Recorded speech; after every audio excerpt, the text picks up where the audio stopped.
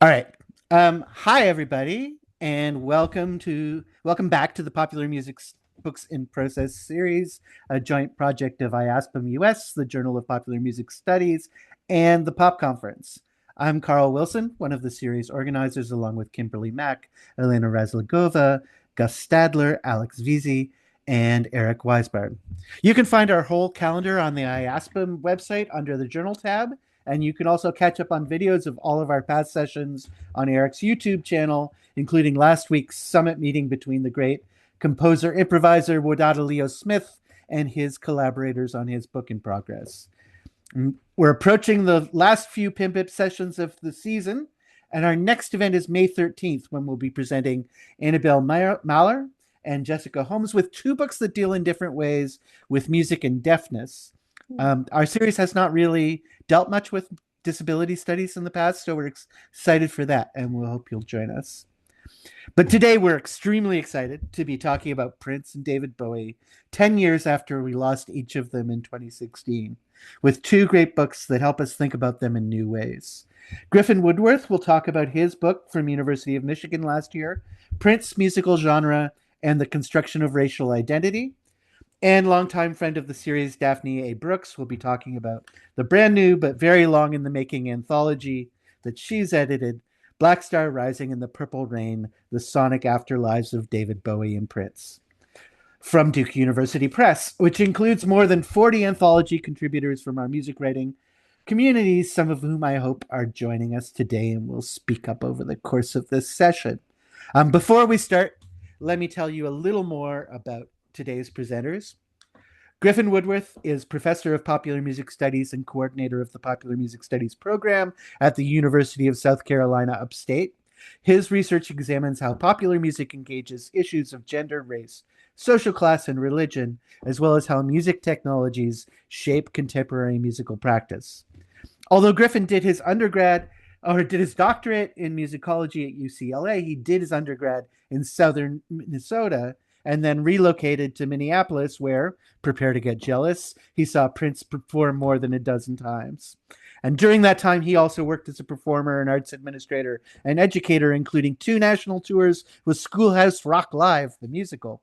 So that engagement with Minnesota helped give rise to this Prince book. And Daphne A. Brooks is William R. Keenan Jr., Professor of Black Studies, American Studies, Women's Gender and Sexuality Studies, and Music at Yale University. She's a newly elected member of the American Academy of Arts and Sciences and the author of previous books Bodies in Dissent, Jeff Buckley's Grace, and of course, liner notes for The Revolution, The Intellectual Life of Black Feminist Sound. She's published widely in both academia and journalism and authored liner notes for many prestigious projects, including Prince's Sign of the Times Deluxe box set.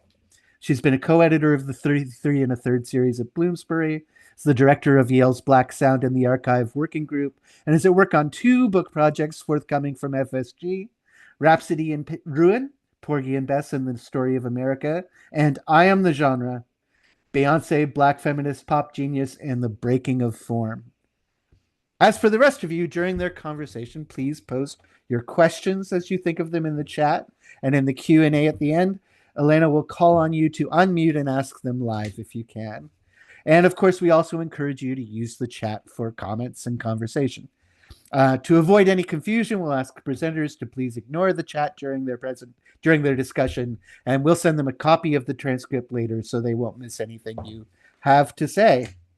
And that's all from me. And so finally, please, Griffin and Daphne, take it away. Well, hey, in the coin toss, it was decided that I would go first. So, hi, I am Dr. Griffin Woodworth. Thank you so much for that introduction. And let me just say, I am so excited to be on the program with Dr. Brooks today. As I was in the final revision process of my book, one of the series editors, my friend Lauren Kajikawa, said to me, "Hey, you should update some of your references and check out some recent work on the topic of Prince." And I was like, well, who should I check out? And he pointed me straight at Daphne Brooks' work, and I devoured it and then had to revise, at least two solid chapters of the book. So uh, you're referenced all over this, Dr. Brooks, and thank you so much for your brilliant work. With that said, I would love to give you a little bit of an overview of my book and a little bit of a deep dive into the introduction of it, just as a way of showing you the methodology and the kind of things that are in the book. So, if I may try to do a screen share here, um, is that working? All right, great. So this is the beautiful cover of my book because, of course, I couldn't afford a picture of Prince because copyright. Um, it came out almost a year ago on University of Michigan Press, so thank you for still including me in the Popular Music Books in Press series.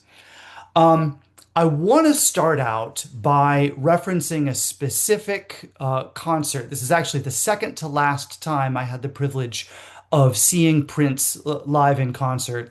This was a dance rally for peace that he threw at Paisley Park on Saturday, May 2nd, bleeding into Sunday, May 3rd, 2015. It's hard to believe that's almost 11 years ago now. Um, at that concert, obviously, the recent death in police custody of Freddie Gray was on everybody's mind.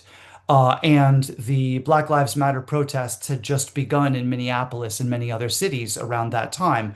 So, this is the political context in which we were all living at that moment. Prince made no explicit political speeches that night. As I'm sure anybody who's ever followed Prince's career would know, he never really made explicit political speeches. Rather, he constructed a really meaningful event for us that night simply through sound, simply through his song choices and the musical choices that he made that night. In the introductory chapter of my book, I give a detailed analysis of this specific song, Dreamer. It was I want to say, second song he performed that night. He began with Chaos and Disorder, really a deep cut from a lesser known album of Prince's. It was sort of it's an aggressive rock stomp, but then he went into this song, Dreamer, from his 2009 album, Lotus Flower. And if you know anything about that album, it was a sort of a return to form for Prince. He was revisiting the Minneapolis sound on Lotus Flower, bringing back a lot of the old Lindrum sounds that he had been using, and the guitar-based approach that he had taken back in, Purple Rain and his more famous early 80s material. Um, and sorry, what you also need to know about that song is that in its original context, it was thematically about Martin Luther King Jr., the Dreamer. And it wove together themes of racial justice, with imagery of police surveillance and the fear that that inculcated in members of the community.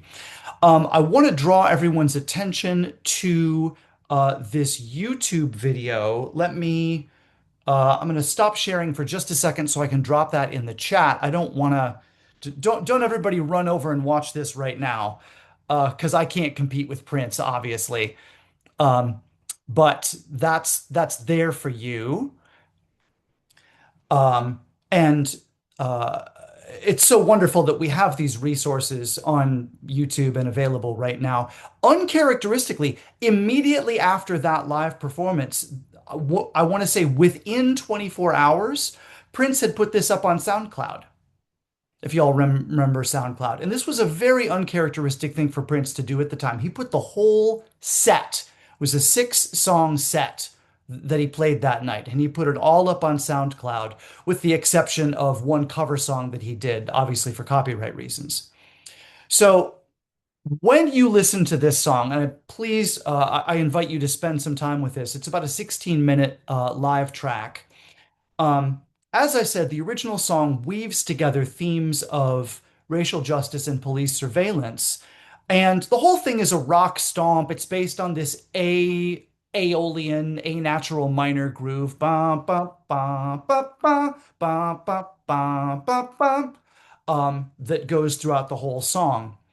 And in the album version, after I want to say the second verse, he rips into this amazing guitar solo. It's blistering.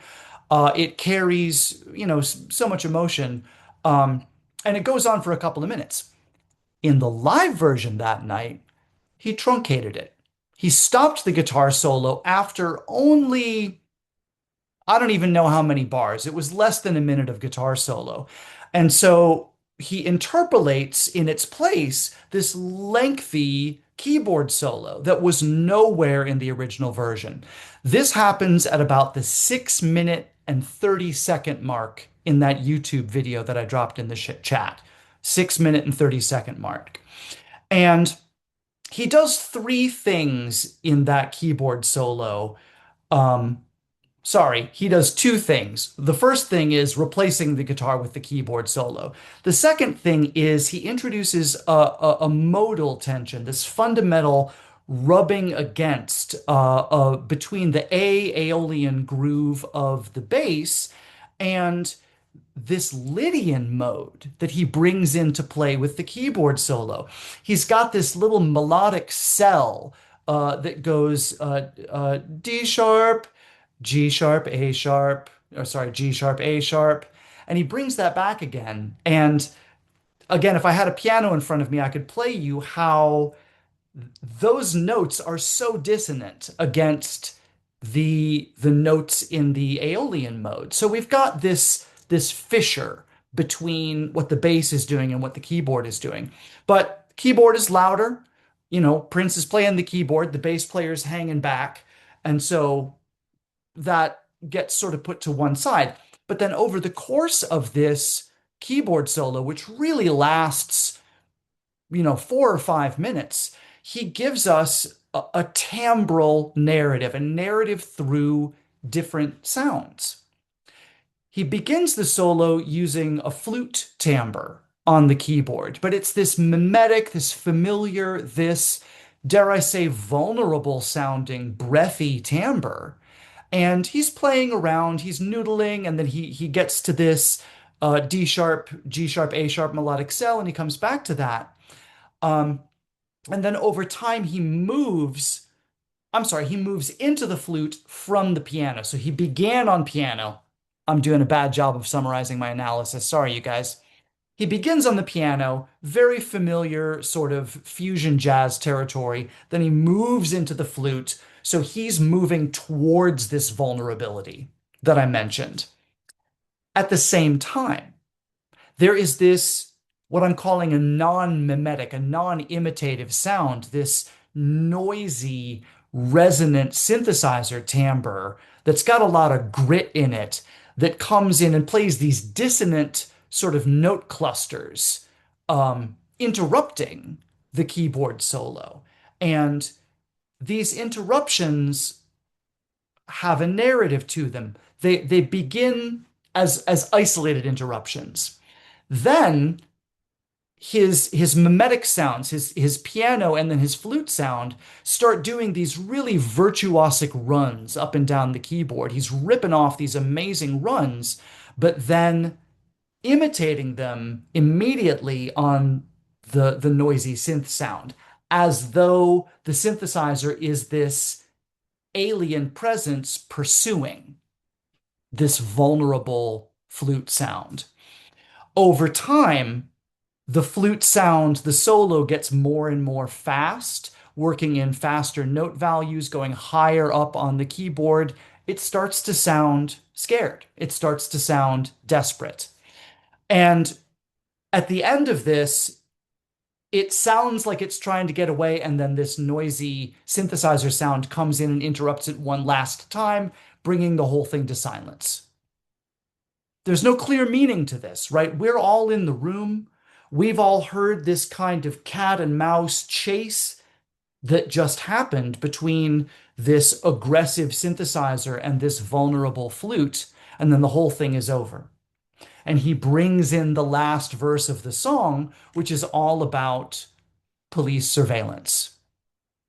The lyrics of this last verse talk about the feeling of watching his father cry, the feeling of being pursued by a police helicopter while driving driving while black late at night in his home neighborhood. So the meaning became clear to all of us there that night as he creates, as I say at the bottom of my slide, this sonic analog for the lyrical themes. But more than that, he made it real. Um, I have never, I as a white middle-aged man, have never had the experience of feeling that visceral fear of driving late at night and seeing the lights behind me and wondering, am I going to make it home? But Prince helped me understand that fear through sound that night. And I guess that's where I want to transition out of my analysis and talk a little bit about the central argument of my book and how I'm trying to use musical analysis to let Prince's songs speak for themselves, if that makes sense. I'm really trying to. Prince never wanted to say what his songs meant. And I don't want to say what his songs mean because I certainly don't know. But I want to use the tools of musical analysis to the best of my ability to help uncover these many different meanings that can be layered in there. So the central argument of my book really is a no-brainer that Prince's work, I think, is best understood as rooted in the history of Black expressive culture. Um, this is somewhat of a reactionary thesis. When I began working on my book, most of the work that had been published on Prince at that point fell into one of three buckets. There was um, the racial identity bucket, Prince comparisons between Prince and Jimi Hendrix as a guitar player. There was the gender and sexuality bucket, of which a lot of important work had been done to that point. And then there was the post-modernity bucket. When people started publishing about Prince in the 1980s and 1990s, postmodern analysis was one of the biggest things out there. So my focus on this argument of Prince being rooted in Black expressive culture really is trying to bring it back to what I think is the core of his work, uh, and not to soft pedal any of that other stuff. That's all important work, but I'm trying to put the focus back on this central issue. And largely that's because of the time period at which Prince began his career in the 1980s. The music industry was very segregated by genre, as anybody who has done music industry studies knows.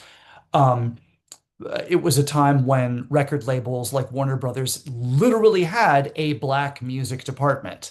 It was when radio format, y'all remember Gen Xers? Who remembers the name of that the rhythm and blues chart changed to in the 1980s?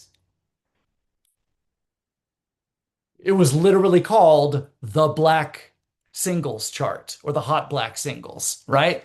Just, as the NAACP report that came out around that time said, there are no other industries in America that are as transparently structured by race as the music industry. So this was the the bag that the cat was in, right? This was the snare that was waiting for Prince as a young black artist.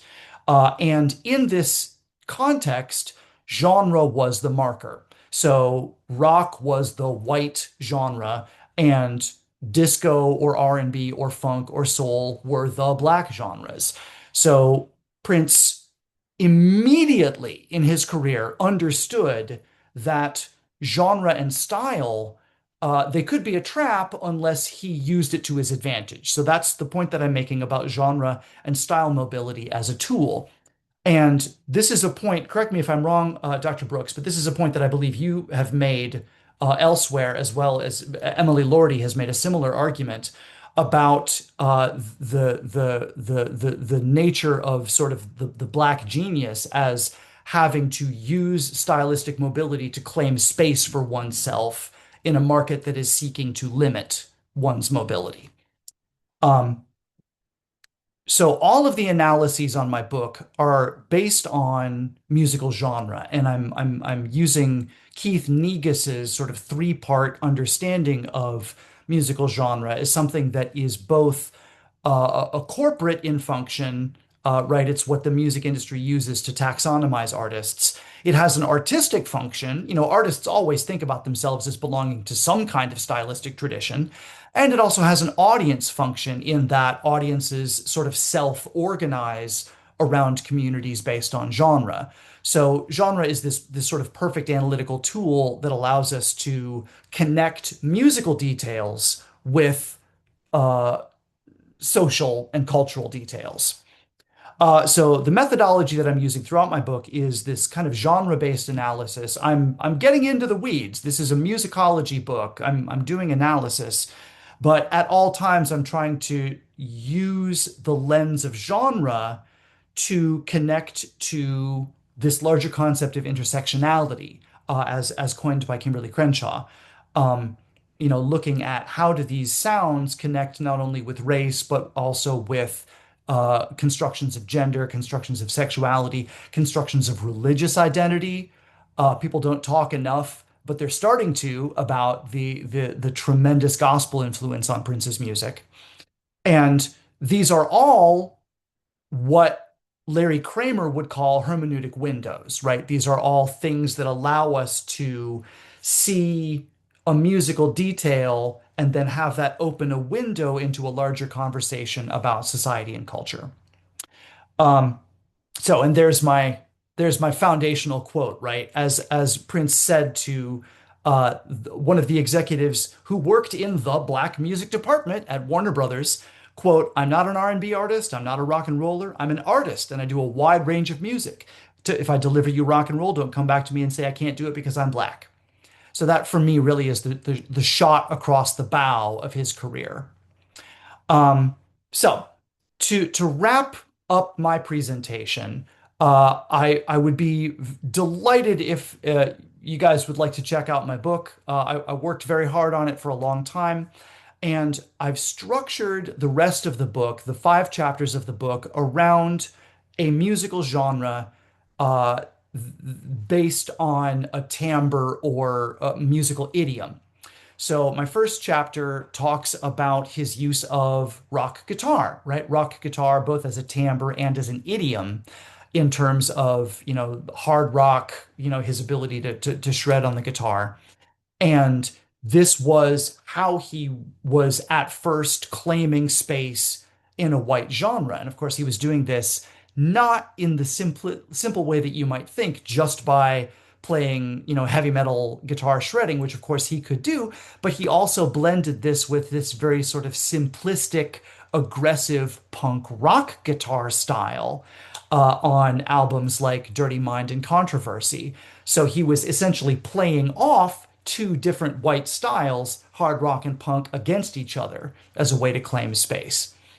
In my second chapter, I talk about how he used synthesizers and the concept of Afrofuturism to transform what had been familiar idioms, R&B horns, right? This the wah wah clavier that was beloved of funk artists at that time. He took all of those licks, all of those horn licks, all of those keyboard licks, but he translates them onto the synthesizer and thus transforms his whole sound in this way that I am using Afrofuturism to analyze. Also, Afro alienation. That's another great concept that I'm borrowing from other scholars. Um, in my third chapter, I talk about how he used funk drumming. I don't need to tell you all that rhythm is one of the parameters of music most often connected to stereotypes of Black identity, and he was a bad funk drummer. He could rip off funk rhythms just as well as anybody, but he wanted to do that in a slightly different way from, a Gap band or artists like that. Um, so he mixes it with the symphonic idiom and starts creating things like the Under the Cherry Moon soundtrack and When Doves Cry that use funk rhythm but collide funk rhythm with radically different orchestrations from the radical austerity of When Doves Cry to the symphonic sound of Under the Cherry Moon, and thereby disrupt this what I'm calling the discourse of hot rhythm, as theorized by Ron Rodano. Chapter 4 talks about his use of gospel vocal tropes and how many people interpreted when you hear the falsetto of a song like Kiss, the first thing that we all think of is sexuality and in particular androgyny, but he's using very particular tropes from the gospel genre, which is not about sex. And so, what does it mean when he is inflecting this tradition of sacred sexuality, going back to soul singers like Al Green and many others, but really dialing up the use of gospel tropes. So that's maybe the most intersectional of my chapters. In the final chapter where I talk about horns, this is kind of the return of the repressed later on in Prince's career when he reintegrated horns into his work. And that's the end of my PowerPoint presentation. When he reintegrated horns into his work, a lot of people were very confused by that. Well, suddenly he's a funk and R&B artist, but of course he always had been. So I speak about how he used horns in a couple of different ways, one of which was to sort of claim a space for himself within hip hop. When other people were turning to sample-based things and gangster rap was the new sound of the day, he doubles down on his horn section and says, "Oh, you think that's hard? No, no, this is hard." So that's my fifth chapter. In the final chapter of my book, I consider his late career biographical turn, where he did these three projects. He did his piano and a microphone tour, which, and I'm not trying to brag here, but I did have the pleasure of seeing the very first performance of that tour in 2016. It was the very last time I saw Prince play, and he opened up. He talked about his life. And if you've ever followed Prince's career, you know he doesn't open up and he doesn't talk about his life. So that was a real revelation. Also, Daphne, I'm sure other people have told you this before, but at that performance, Prince interrupted himself for a moment. That was right after David Bowie had passed. And you've heard this? Prince said, rest in peace to David Bowie. I met him once. He was very nice to me. I've been dreaming a lot lately, and in dreams you can talk to people even It's after in they're the book. gone. Yeah. Oh, go And go there's ahead. an allusion to the piano and the microphone performances where he's mixing heroes with dolphins. So Oh yeah. yeah. Oh my gosh, I didn't even make that connection. Thank you so much Yeah. for that. Yeah. Yeah. But so that piano and a microphone is one autobiographical thing that he does, but he also begins writing his autobiography. Sadly, he only drafted a very short amount of it in the time that he had remaining. But we have that. It's called the Beautiful Ones, written with Dan Piepenbring. And he began opening Paisley Park for museum tours.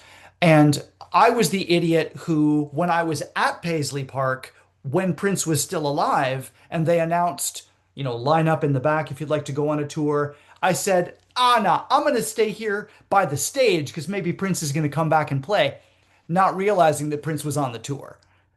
So that's my great regret in life. Um, and the end of my book considers what do these three late career projects say about Prince reclaiming the narrative and wanting to turn his attention to his legacy and what that means. And of course, for all Dr. Brooks, I absolutely adored the liner notes that you wrote for Sign of the Times, the deluxe reissue, and I'm loving all of these reissues. But of course, I would still far rather have Prince here with us than all of the vault material combined. So that's the end of my formal presentation, such as it is, and I would love to hand it over to Dr. Brooks now. Thank you, Griffin. I only beg of you to call me Daphne, but and congratulations on the book. I'm so excited to read it. I just got a copy. You cover so much work that needs to be done on print. So awesome. Thank you. And I want to thank the OG Eric Weisbard. I want to thank the OG Carl Wilson. Thank you to Elena for her assistance in running this thing. Congrats again to Griffin on the new book. Duke University Press encouraged me to do this event in order to proclaim the good news that this anthology is finally in the world. So, I started a PowerPoint and I didn't have time to finish it, but it's okay, whatever. We're going to make it somehow. This was a project that there are folks on the call who are in this project, and I love them. I love them all dearly. You all should have your copies of the book. If you don't, let me know. Duke had a very slow rollout, and I found out that they're understaffed, as is much of our academy at this point. So there's one guy who's sending out all the books, but and as I was told many times, this is our largest anthology in many years, and so it's taking a while. But each of you should have a copy. This project took 9 years to make it into the world. Why did it take 9 years is a question that has been posed to me in recent weeks. And it's given me a moment to reflect on the journey, one that started literally on the eve of the Trump 1.0 era, first as a feeling in the winter and spring of 2016, a feeling that those of us who write for a living about music that we might want to gather together and to use whatever skills that we had to make sense of two seismic losses in popular music culture and in our social and cultural worlds more broadly. From feeling to a conference and a concert event that stretched over 3 days in the dead of winter of the weekend in which this country experienced Executive Order 13769, titled Protecting the Nation from Foreign Terrorist Entry into the United States, resulted in mass protests at airports from the West Coast to the East. In the midst of all of that, we gathered more than 30 scholars at the time, journalists, artists, and musicians, including Solange. Yeah, abundant thanks to our 40 plus contributors, which I'll get to in just a minute. Solange, Sheila E, Bowie's saxophonist, Donny McCaslin, Kimbra, Questlove, the late great filmmaker, legendary filmmaker, D.A. Pennebaker, and one of my favorite bands of all time, TV on the radio. We gathered and built some intellectual and artistic refuge with one another.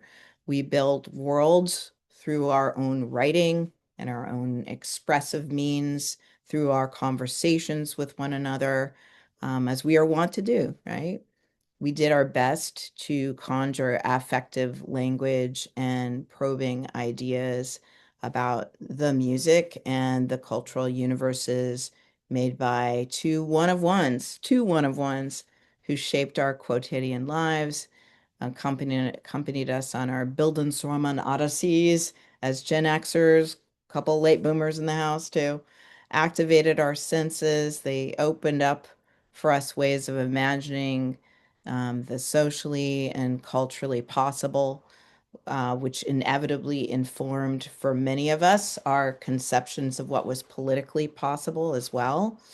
When NPR called me in those early hours for a quote, when news was breaking about Prince's death on April 21st, 2016, my gut response, I just blurted it out, was to say, through an avalanche of tears, he was the sound of the post-civil rights freedom struggle.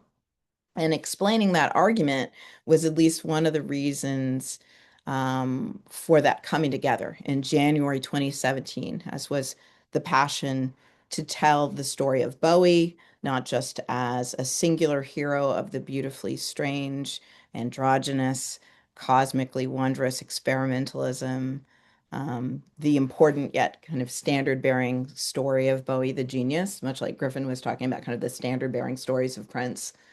We knew all that. We wanted to celebrate that, hold a space for that, as we like to say, but to also think about other things, to think about him as someone who, for whom Blackness and Black musicianship and Black women's sonic creativities centrally mattered in the making of his repertoire and aesthetic vision. So we pulled it off. We pulled it off with the help of incredible assistance, especially from popular music studies scholar and curatorial partner in crime, Dr. Von Trong, my chief administrative team member from the conference, for the conference, who's also in the volume, Succor on the edge of a new era of dark times, which God help us. I hope we can find our way out of someday. But back to why it took 9 years to publication. There were 40 plus brilliant contributors doing brilliant, important work of their own. There was a pandemic. There was a short-lived yet psychically tumultuous racial reckoning, though in hindsight, we should probably consider another name for that moment in recent years. It feels like a century ago now, our recent past. We lost beloved geniuses who made this project what it was to begin with. We invited additional beautiful and essential fellow travelers into the mix. Permissions for this, permissions for that. These sorts of projects set to the beat of academic life and everything else that entails in the midst of a new era of reactionary racial retrenchment slows everything down. And in some ways, it's a miracle that we've made it to the other side. Here we are. Okay, so what is this thing? It's a volume that considers the weight and resonating force and forces of Bowie and Prince as crucial conduits of a pop zeitgeist that was born out of multiple modern freedom movements, Black freedom struggle campaigns, second wave feminist, LGBTQIA liberation organizing. It treats them as unique repositories of all that fervent oppositional energy, tracing the ways that each artist translated that power and spirit into a melange of pop experimentalism and culturally omnivorous reinvention. That's the top world description of the anthology. The shorthand for it is that it's a collection of love letters and missives and maps of our pop consciousness that came into being in part through our intimate sonic relationships with these two artists' works. It is interesting to me to think during a week in which we saw the arrival of the Gray Ladies, greatest living songwriters list. Yes, I was a part of that in terms of casting a ballot. What did I get myself into? It's interesting to me to think about the fact that probably neither Bowie nor Prince would end up on that list. Prove me wrong, people on this call, if they were still around. And I raise this point only to underscore the fact that their lines of artistry, their particular brand of genius, brand is not a word I want to use, their particular forms of genius, was much more like that of conductors and maestros and magicians whose panoramic, all-encompassing worlding aesthetics and virtuosic performative talents remind us of just how many other forms of path-breaking innovation matter in the making of our popular music culture. It's for another time to talk about the hegemony of songwriting mythology, but I just want to put it out there. So this is an anthology that's interested in exploring the varying and spectacular dimensions of their worlding from multiple standpoints. And hovering over this entire project was a question that so many of us have likely pondered in our roles as music writers and scholars of pop. And especially over the past decade, decade and a half, 2 decades, this period in which our boomer architects of popular music, as we know it today, have gradually and in greater numbers passed away.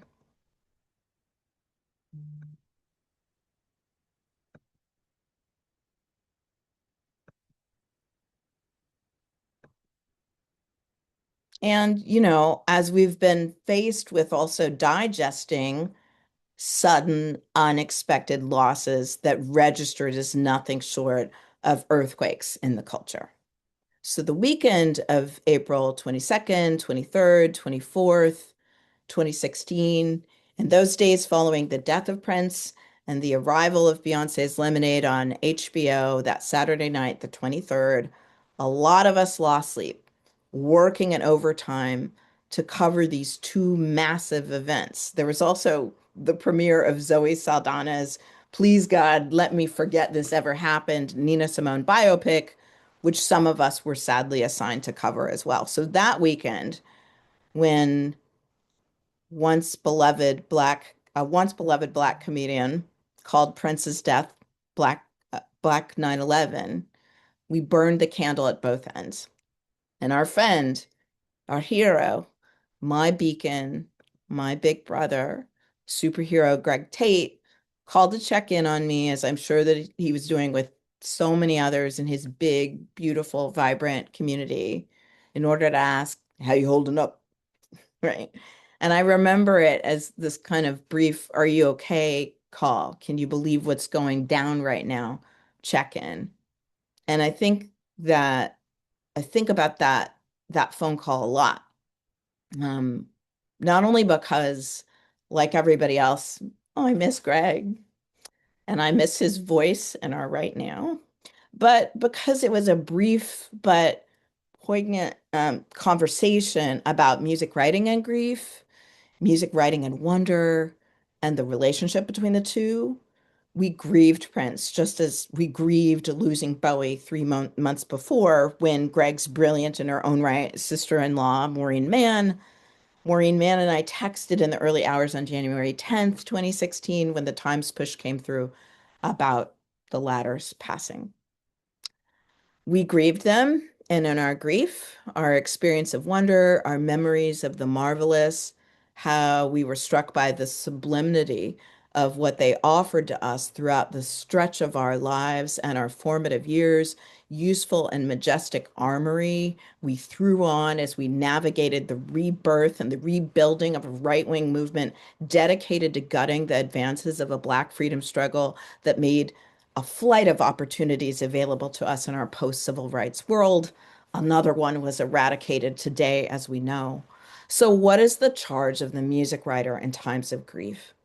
What are the special set of skills that we bring to the table to make sense of those moments in which we, the nerdy listeners, the ones who mount lengthy conversations with the sounds that hold our attention, are often called upon to narrativize collective feeling about our icons, translate ideas about the meanings of who we who these artists were and how they've changed us and the culture for good.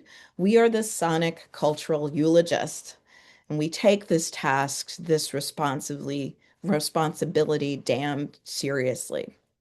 So, such are the makings of Blackstar Rising and the Purple Rain, the Sonic Afterlives of David Bowie and Prince.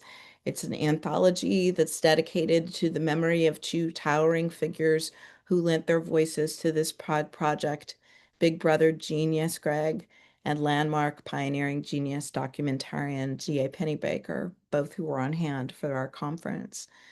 And with the time that I have left, do I have time left? I have time, all right. I want to give flowers out.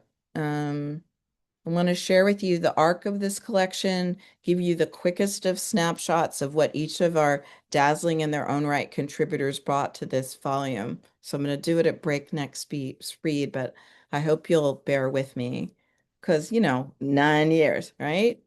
Um, so what I'm going to do is I'm going to pull up now the table of contents. Hmm. Hmm. Hold on, hold on. Did I pull it out? Here we go. Hold on. Here we go. Yeah, there we go. Okay. So this anthology begins with the matter of the spirit and dreams of utopia. And so we begin with Greg's In Search of the Black Fantastic piece, which he originally presented at the conference. It's a quantum leap into the realm of listening to these two meteoric figures side by side in conversation with one another. We begin by moving to the stage where Tiffany Nyman is searching with curiosity and care for the utopic, and Bowie's Lazarus theater production mounted in the weeks leading up to his death. We're coming back to those karaokes. I'll tell you a little about them. We begin later.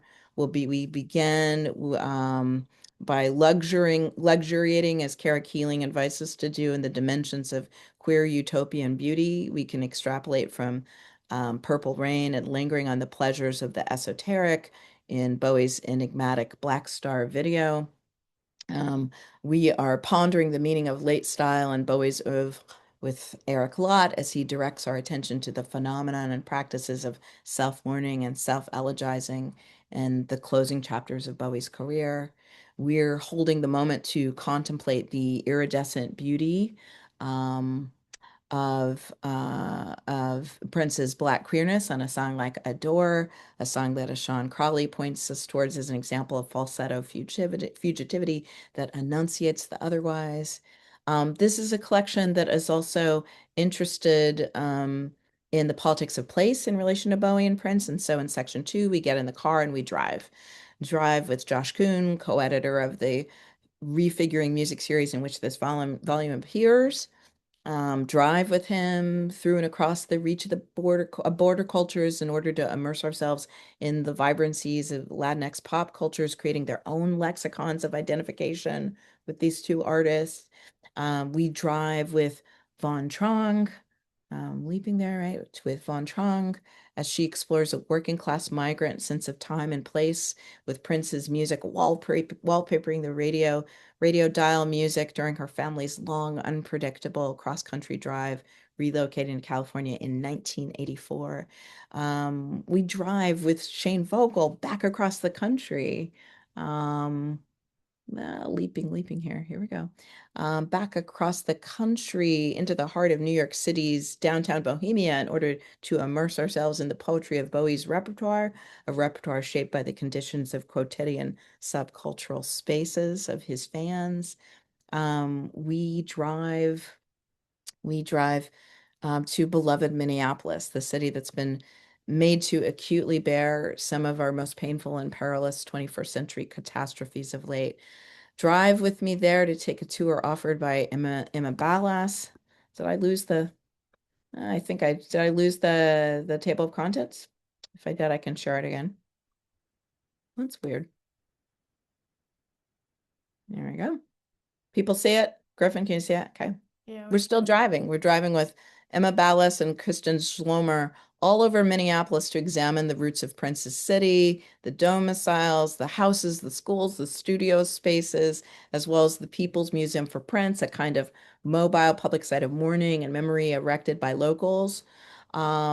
Stay a while in Minneapolis, though. Gotta stay there with Michelangelo Matos, who turns our attention to the past in order to reconsider the 1970s downtown scene that created the conditions for Prince Rogers Nelson to find his voice and sound, as Griffin discusses in his book. So if these geographies matter in relation to our understanding of who these artists were, how they came to be in relation to place, and how they likewise informed the making of fan cultures in specific places, the section on experimentalism, leaping down here, offers the opportunity to think about the craft of their work as barrier breaking, obviously in multiple registers, but let's get close and personal with those sites of experimentalism. And we do that through Michael Veal, who turns our attention to the ways in which Bowie and a range of collaborators Collaborators across his career manipulated and challenged the conventions of electric guitar technology in order to widen and deepen the synesthetic dimensions of his sound. And then there's our friend Jason King, who's limning the intricacies of Prince's artistic adventurousness by taking us on this journey through the making of one classic erotic city. We have Alex Wahalia down here. I'm coming back. No, no, no. Alex is right here at the top. Shifting our attention away from the US in order to rethink and reattune ourselves to the transatlantic sonic phenomena, informing Bowie and especially Prince's racially and culturally heterogeneous aesthetics. And what would Bowie and Prince be without spectacle, without the visuals, as the kids refer to it these days? So we have Jonathan Flatley delving into Bowie's delicious commitment to the strange and the flawed, as he calls it, his aversion to a fixed identity made manifest in the arrival of his 1971 Warhol Conversant Hunky Dory album. We have Tavia and Nyong'o. Hello, Tavia. Right up top here, considering the multi-dimensional ways that Prince's performative utterances provide a template for him to shape his own conceptual apparatus with regards to expansive and transgressive non-conforming identity formations. The final section of the anthology pushes this conversation by bringing to the foreground intersectional politics of these artists' repertoires, lingering on different dimensions of their sexual politics, the complexities and contradictions bound up in their gender performances, the richness, the radicalism, as well as the ambiguities bound up in their entanglements with a deeply diverse range of women collaborators, especially women of color, collaborators, intimates, mentors, mentees, and the makings of their sounds, thinking about intersectionality as the foundation for their sounds. So give me Jack Halberstam any day of the week, and here showing us the ways that the otherworldliness of both Prince and Bowie makes them not simply gender ambiguous, but somehow in transit, trans figures with the emphasis on the asterisk or the star. Give me Francesca Royster, reminding us that in the case of Prince, the radical dimensions of his sound and vision were often cultivated in concert with Black women artists in foundational ways all around him. Give me Ann Powers all day long. Um, Thinking about how both musicians were sui generis examples of an alternative straight manhood that disturbed and fundamentally rearranged gender norms in rock and roll. And sure, I have some things to say as well about the ways in which Black feminisms and allegiances with Black women artists matter in the making of those two geniuses, how they ultimately, who they ultimately became, how their own artistry we're deeply entangled with, fundamentally indebted to aesthetic and intellectual intimacies with a range of Black women creatives in their respective lives. Big Papa, Greil Marcus lands the plane in terms of our essay offerings by returning us to the utopic as a form of serious play in each artist's repertoire. And Greil is mapping three indelible moments of ludic wonder in Prince's history, a combination of the classic and the well-known, as well as the local and the intimate. And he loops them together with Bowie anthems that amount to the creation of, as he puts it, quote unquote, a country too delicate, too subtle to live in, and too glamorous to ever turn away from, end quote. So much like the conference, as I wrap up my remarks, about 5 more minutes, if you don't mind, much like the conference, that the vision of this anthology was to mix up the formats, to not just include essay chapters, but to open up lines of collaboration and conversation and ludic writing practices. So this volume also includes, I'm not sure where it's at, but I'll just talk it through. Matthew Fry Jacobson in conversation with D.A. Pennebaker. Yeah, it's coming up here somewhere. Discussing the making of the documentary Ziggy Stardust and the Spiders from Mars from 1971. Saying, oh, sorry, the film's from 79, pardon me. My conversation with Vicki Brooks and Jeffrey Marsh, two of the most innovative pop culture curators in the contemporary museum world. They are the forces behind the 2013 David Bowie is exhibit at London's V&A Museum, the Victoria and Albert Museum, which drew on Bowie's extensive personal archive, nearly 100,000 objects. It's now become the Bowie Archive in London. Um, there's also a transcribed conversation, podcast conversation with Linnell George, Oliver Wong, and Morgan Rhodes discussing young Americans and its impact on a generation of dreamers. There's a conversation with between film historian, scholar, and critic Jacqueline Stewart, there it is, who sits in the round with the legendary designer Marie France, discussing the origins of the iconic Purple Rain under the Cherry Moon era, of Prince's and the Revolution's look, which France helped to create, as well as the grandeur and the romance that France extrapolated from Prince's sound and stage repertoire.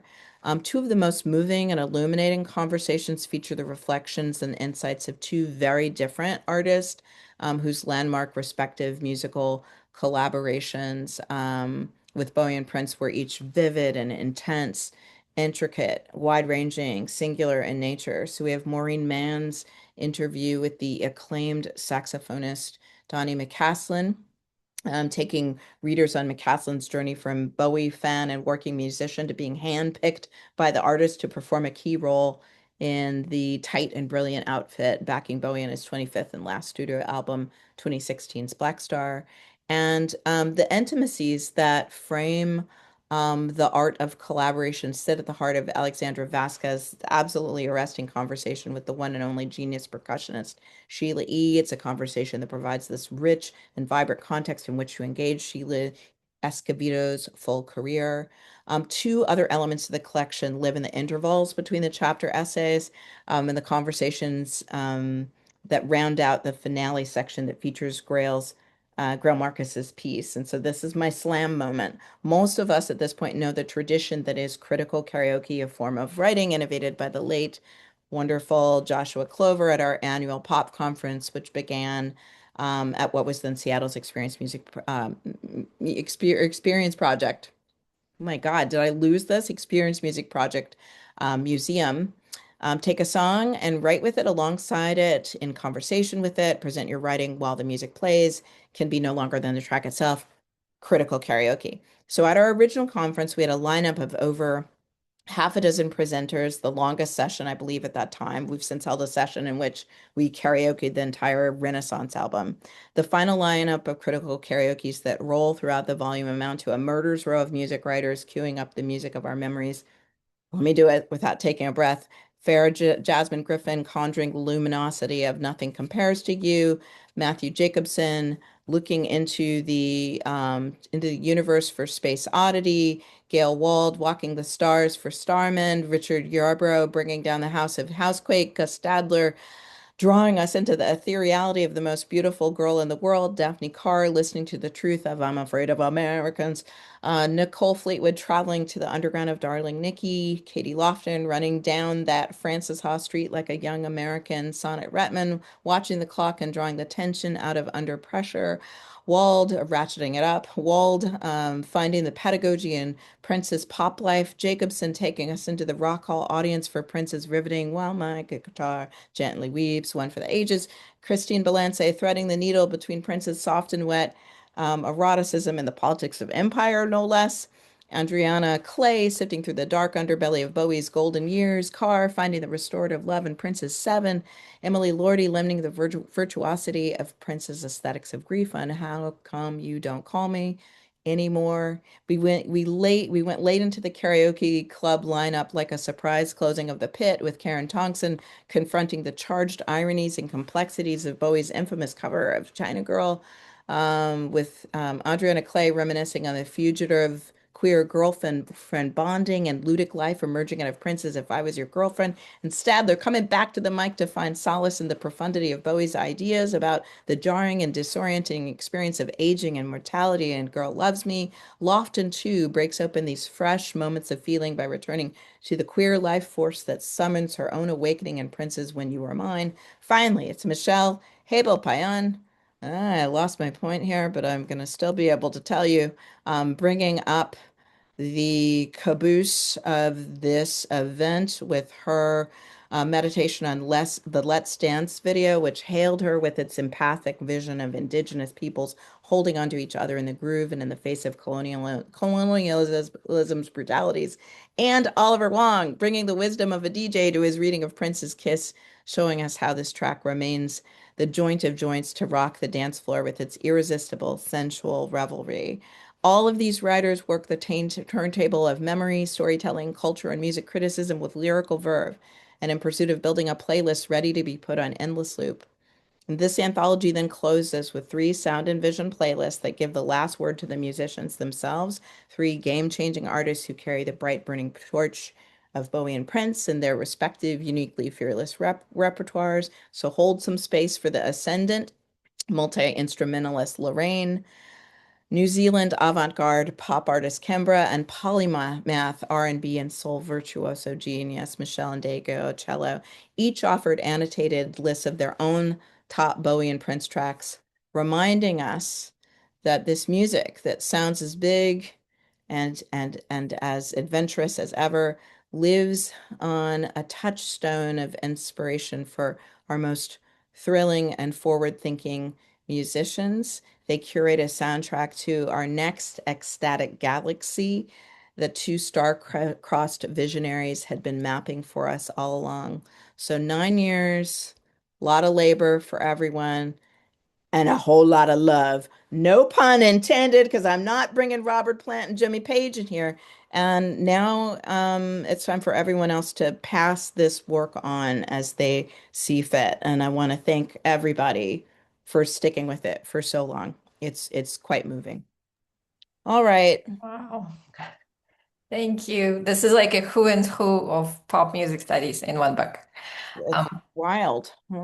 So thank you so much, both of you. I don't know if we even need questions after this. No. My question has been answered in the talk.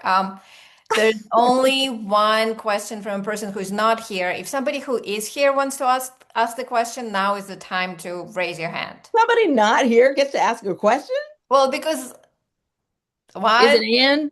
two, go. Okay, I'm asking his question. Gabriel Mindel, who unfortunately had to leave, is asking, can we talk about the late periods of these artists, of all pop artists? When does genius get capped? If not at all, what is the discomfort fans and critics have around the later albums of these two artists? Griffin? That's a really great question. And obviously, both Bowie and Prince have these sort of late career. I mean, they all had wonderful phases of all parts of their careers, but did really interesting and important work right up to the end of their lives. Speaking about Prince, I have an article about hip hop in which I talk about the periodicity of Prince's career. There's an early phase, there's the Purple Rain phase, there's the hip hop phase, and then there's the late career R&B funk horns phase. And at any one of those points, any number of fans sort of jumped off the wagon, right? If you loved Prince's 80s material, a lot of people rained a lot of negative feelings on his 90s material. There's a lot of shade out there for the gangsta glam phase, Or for musicology. which I don't understand. But yeah, a lot of people thought I that. do. I'm sorry. No, tell me Sorry. what was the criticism of No, musicology? not for now, Griffin. That's I just well, let me say this. I don't want to interrupt you. Finish what you're saying. First of all, I would encourage everyone, and especially the person who asked that wonderful question, to read Eric Lott's absolutely gorgeous and riveting piece on Bowie's late style. It's actually paradigmatic work for thinking about that in relation to our pop musicians. I'm not going to answer the musicology question other than to say that I we need to examine ourselves that I I felt a hollowness to that project that was tied to some other things that were happening to him late in his life, as we now know it to be. that left me longing for previous princes, which is part of the issue that we grapple with when we think about late style. It was a great conversation to have. The anecdote that I immediately went to in my head that I'll just share because I've already brought him into the room and he should always be in the room with us is one time in Afropunk, that's always the great beginning of a sentence. Um, Greg and I ran into each other there as we were wont to do, and then it's great. You're doing the whole day of Afropunk with Greg Tate. And at one point, he was just saying to me, I don't remember who was on stage. We were not paying attention to whatever set it was, and he just started riffing on, like how much energy it takes to be as genius as a prince was during, and he gave these markers of, time period or a Bowie. He also referenced Springsteen. I have different feelings about Springsteen, whatever, don't come for me. But he said, and then these artists are asked to sustain that level. He's like, that is absolutely crazy. And he was just kind of thinking about it, and then I was talking about Toni Morrison, who has just extraordinary iterations of her career throughout, but demands and expectations placed on her, especially for a book like Paradise, which came after Beloved. We don't have to go all literary here, but it's something to ask ourselves of in terms of what we imagine for an artist's career and how we engage it, and whether we also need to continue calibrating our critical tools to get our arms around the evolution of their work, you know? It's a great topic. It is another top. Somebody write the book on this Well, I call. can't wait to read Eric Lott's Eric chapter on Lott's that. chapter is great. I mean, all the Do chapters. you have like a one sentence précis of his argument, or is it do I I'm just need gonna. I mean, he's interested in the phenomenon of self-elogizing and self-mourning, as I said, and especially thinking about the next day and of course Blackstar as being these projects that are taking the phenomenon, the social and cultural phenomenon of mourning and elegizing, what you imagine communities to do around these cavities of loss, and to think about what an artist does with that work on themselves. So, I can't do justice to it, but well, I I, can't wait to read it. yeah, And so resonant again that with Black Star Bowie was doing that, and with Piano and a Microphone Prince was doing that. yes, yeah, it's very deep. It's interesting. I'll say this, and then I don't know if there are other questions, but I love John Perales, and I remember I think many of us do, remember his beautiful review of Black Star, just trying to figure it out, like the density of it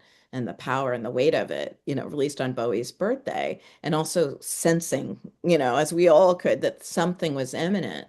Um, and he did that recently with Paul Simon, one of Paul Simon's last releases. And I thought, well, this is interesting if we're, the ways that we are looking at this work of these um, veteran musicians and trying to piece together what the ways in which they're telling us the stories of not just their career in retrospect, but lessons on dying as an artist, which is not to say that Paul Simon is dying. He actually seems like he has survived a lot. But we are in this moment now, and maybe it takes us back to one of the points I was raising about just the strange crucible of time that we're in the 21st century, reckoning with the loss of really the 20th century, as it's sometimes been called, through these successive passings of just totemic figures, Yeah. Sure. Yeah, that's a really deep point to make as well. The thinking about late career and also thinking about late capitalism and Yes. late 20th century and Mhm. late Yes. democracy. Yes. All of Oh, the, yeah, right. Is it late or is it over? Again, I ask. over, So, yeah. yeah. That democracy. Yeah. Okay, well, if there, we're actually out of time. Oh, yeah, there's a game to watch. Right. So thank you so much for beautiful presentations and answering questions during your talks. And please come on May 13th for our next session. And I will also ask the presenters to stay after this is over. Awesome. Thanks, We're pro everybody. baseball.